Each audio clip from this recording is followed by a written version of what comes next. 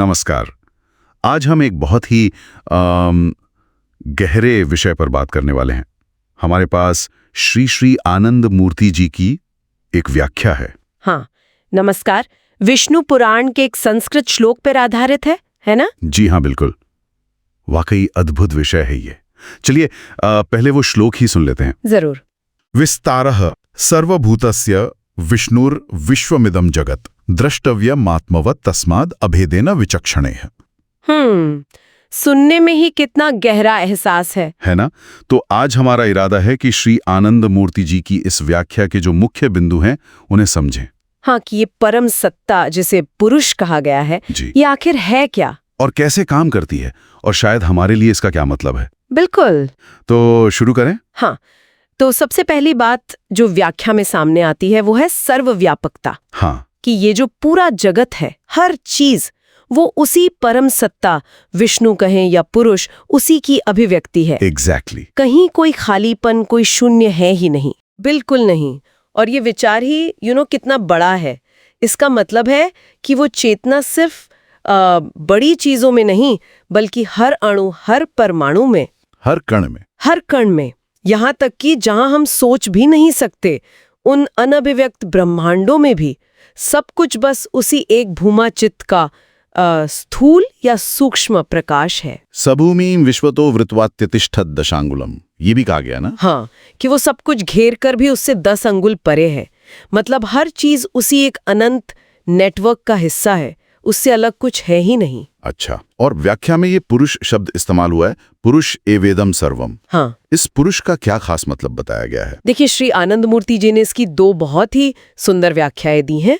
पहली है पुरे शेते यह सह पुरुषः। पुरे शेते। हाँ, पुर मतलब ये नगर या कोई संरचना, जैसे हमारा शरीर या ये ब्रह्मांड। तो जो इस पुर में साक्षी भाव से स्थित है वो पुरुष है। अच्छा, साक्षी, ऑब्जर्वर। हाँ, और दूसरी जो मुझे और भी गहरी लगती है, पुरुष शेते यह स पुरुषः। पुरुष।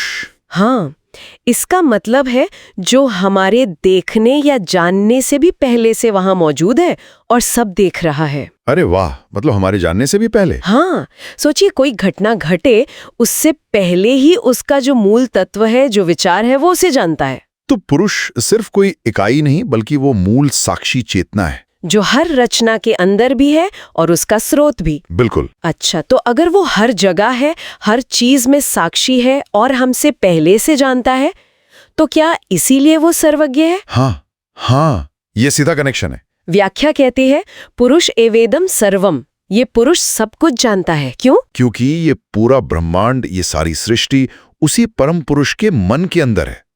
उसके लिए कुछ भी बाहरी या अनजाना है ही नहीं। अच्छा, जैसे मान लीजिए आपने अपने मन में एक पूरा शहर बसाया है कल्पना में, तो आप उस शहर का कोना कोना जानेंगे ना? हाँ बिल्कुल, क्योंकि वो मेरी ही कल्पना है। बस वैसे ही ये पूरी सृष्टि उस परम चेतना के लिए एक आंतरिक, एक मानसिक रचना है। तो भूत हो या भविष्य, कुछ भी उससे छिपा नहीं है, सब उसी के ज्ञान के दायरे में है। यहाँ एक और दिलचस्प बात है। श्लोक में भूतकाल यद भूतम और भविष्यकाल यच्च भव्यम की तो बात है। हाँ, पर वर्तमान का जिक्र क्यों नहीं? ये एक बहुत ही इंटरेस्टिंग पॉइंट है।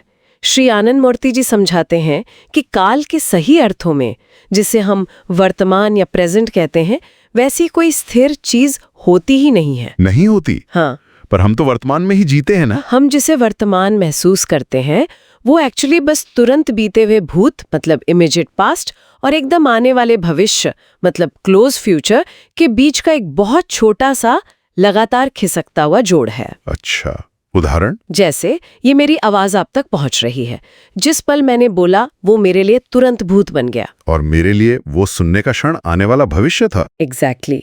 और बीच में कोई ठहरा हुआ अब या वर्तमान नहीं था, वो बस एक प्रवाह है।